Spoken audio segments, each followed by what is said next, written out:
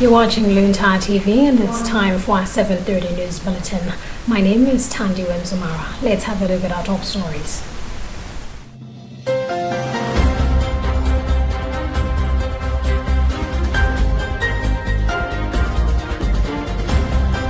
Catholic NGOs call for action for climate justice.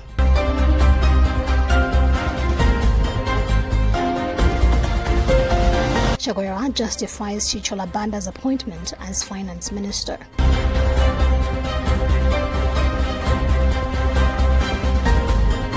Malawi Defense Force to testify in Chidima's case. And in our special report this week, ahead of the Mother's Day celebration, Rashida Matandika looks at the tough times that single mothers go through in a society that is hell-bent on making it harder on them.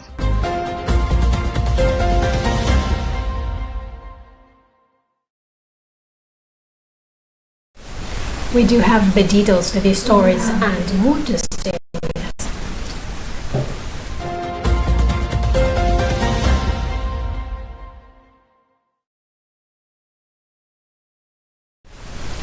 One week after the release of the Pope Francis Apostolic Exhortation Laudato Deum, a group of Catholic agencies are campaigning for the upcoming COP28 in Dubai to ensure that the newly established Loss and Damage Fund effectively meets the needs of the more vulnerable communities to climate change in developing nations.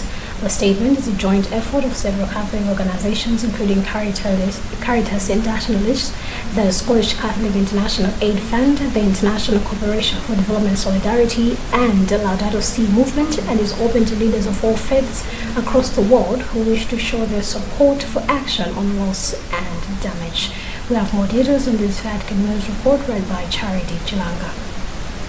Following the global climate talks at the United Nations Climate Change Conference in Sharm el-Sheikh last year, COP27, a breakthrough agreement was reached to provide financial assistance to poorer nations as they bear the brunt of the negative impact of climate change, including rising sea levels, prolonged droughts and severe flooding, desertification, forest fires and crop failures.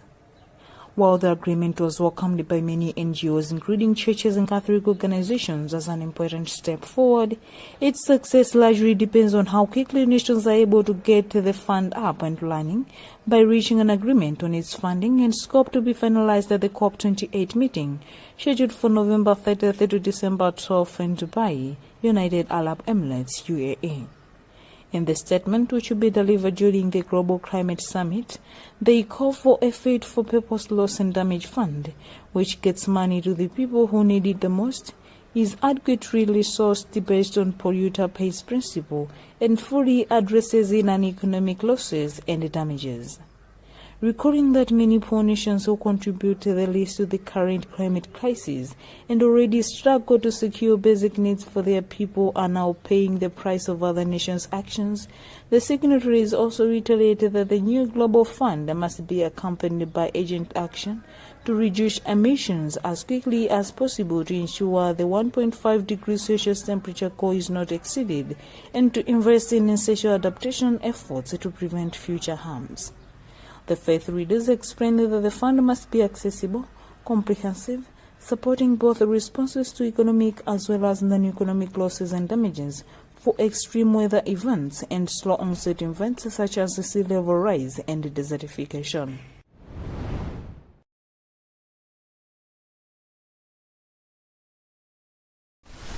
The Catholic Church in Malawi is encouraging members of the congregation and all baptized to contribute generously in this Mission Month of October.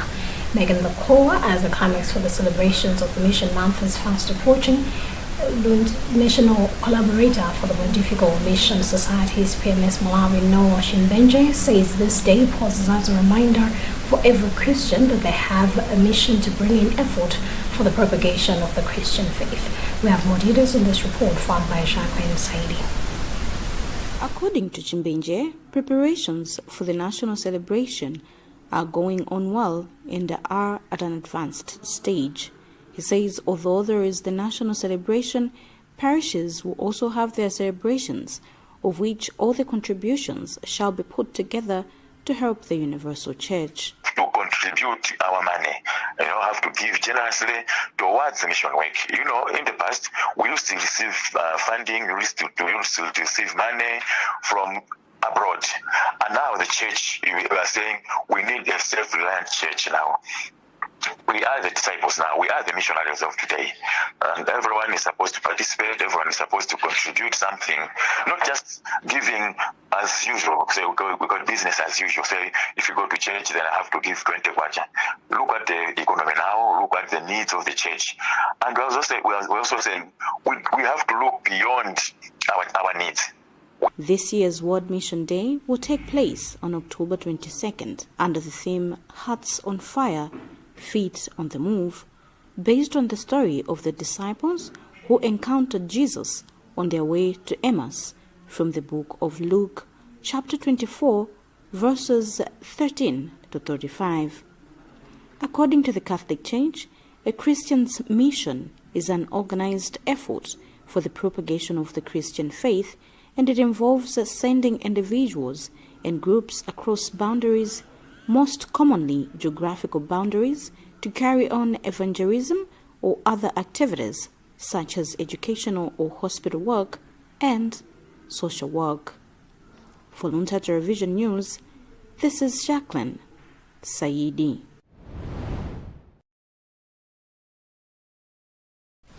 State President Dr. Lazarus Chakwera has come out of his cocoon to comment on his recent mini-cabinet reshuffle, which saw Simplex Chichola Banda MP being promoted to Minister of Finance. Chichola Banda replaced Sosten Gwengwe, who is now the Minister of Trade. The President has since described Chichola's appointment as a game changer. We have more details in this report, followed by Herbert Kadanda. Speaking during the commissioning of the Southern Region Water Board, Mangochi Town Water Supply Project in Kodzibe, Chakwera said he has appointed Chichola to lead reconfiguration of public spending towards productive and most economic sector. Chakwera was quick to say Chichola's appointment was due in view of the current economic status. I've even appointed Honorable Simplex Chichola Banda as the new Minister of Finance and Economic Affairs to implement the public spending reconfiguration exercise that is needed to maximize our limited resources. In fact, some public programs that are accustomed to spending public money year after year without any productive end in sight will need to find other sources of funding to continue, because we need to accept the painful fact that we only have enough resources to spend on the things that will boost productivity and increase our people's capacity for revenue generation. President Lazarus Chakwera on Saturday night appointed Chichola Banda to the role, replacing Sosten Gwengwe, who now heads the Ministry of Trade. The appointment of Chichola Banda attracted mixed reactions among many Malawians, with some claiming that the new minister is a layman. Since he acquired presidency, Chakwera has had over 3 main cabinet minister reshuffles, with almost every reshuffle being ridiculed by the general public. For Luntha News in Lilongwe, I'm Herbert Katanda.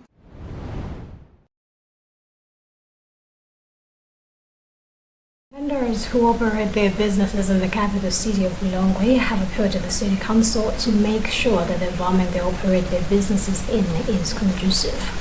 In an interview with Luntha TV, Chairperson of Vendors Association of Lilongwe, Robert Kalawa, says despite paying revenue to the council, there is too much congestion in the market, a situation that makes it hard for them to operate their businesses, hence calling on the council to build modern markets. We have more details in this report, filed by Emmanuel Chiwocha. According to Kalawa, in Lilongwe main market and free market, the estimate figure of vendors is about 10,000.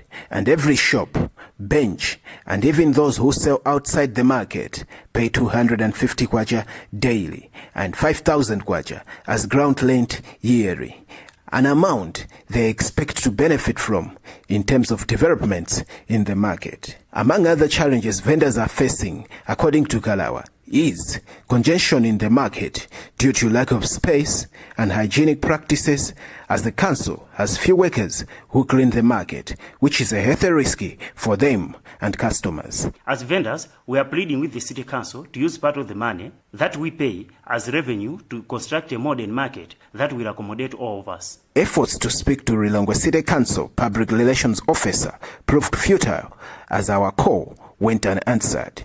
To carry out its operations effectively, Lilongwe City Council, just like any other council, need money, and one way it generates its income through revenue collection. For Luntha TV, this is Emmanuel Chiwocha.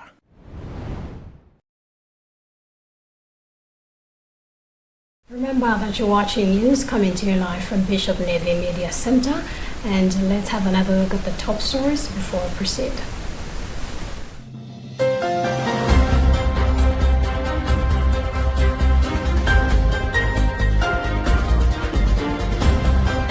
Catholic NGOs call for action for climate justice.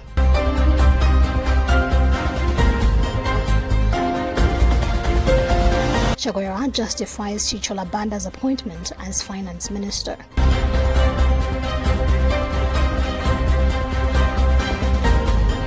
Malawi Defense Force to testify in Chidima's case. And in our special report this week, ahead of the Mother's Day celebration, Rashida Matandika looks at the tough times that single mothers go through in a society that is hell-bent on making it harder on them.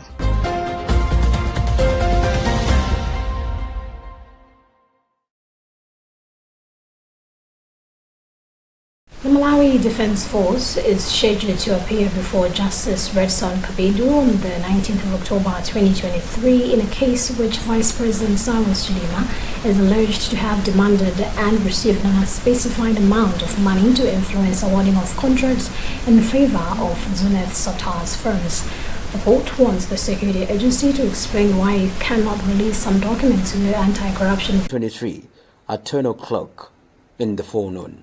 SCB told the court that it has not been able to get some documents from MDF even after seeking for those to be submitted to the court as disclosures, prompting Justice Kabindo to order MDF to appear in his chamber to explain their side of the story. Chidima was arrested in November last year after the Bureau had concluded investigations linked to his involvement in the case. He is accused of receiving $280,000 from Zuneth Satar as a reward to assist Satar's Javier Limited to be awarded the food ration parks contract reference number MPS SB 1604-2021, worthy $7.8 million by the Malawi government for the Malawi Police Service. Topped a list of names that were named in the RCB report, alleged to have benefited from Satar's and Scatlas deals.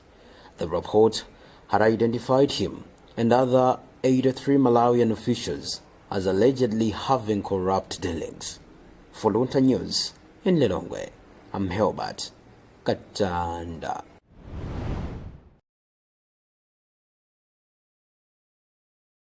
The Department of Disaster Management Affairs, DODMA, has called for collaborative and accelerated efforts in reducing disaster risks, collective implementation of reconstruction and recovery interventions aimed at building the resilience of the most vulnerable and underprivileged communities.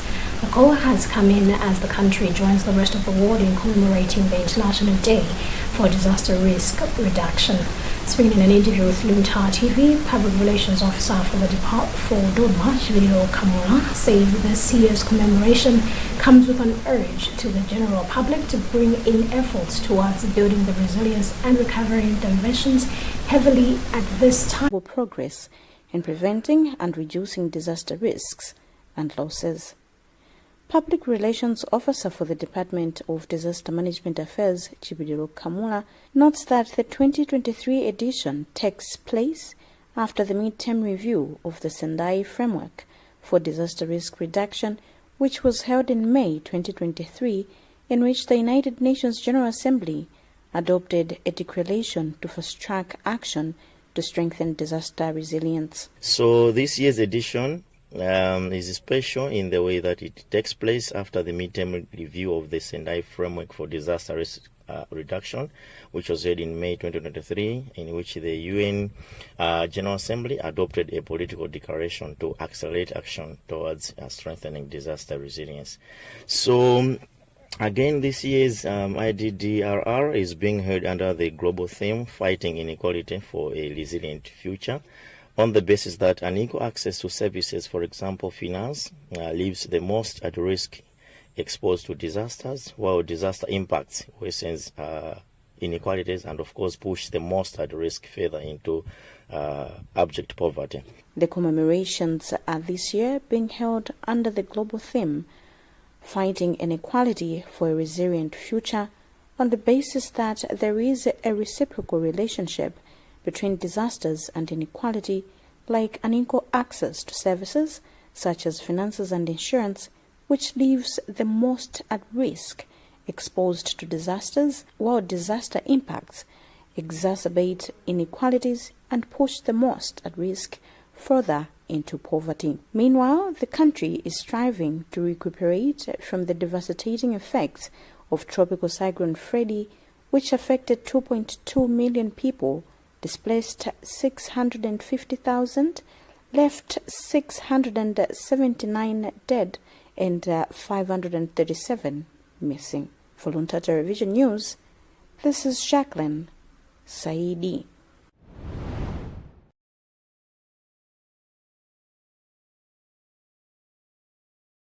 On Sunday, the 15th of October, Malawi will be commemorating Mother's Day, a day set apart to honor mothers and celebrate their efforts in uplifting their families' lives as well as the community.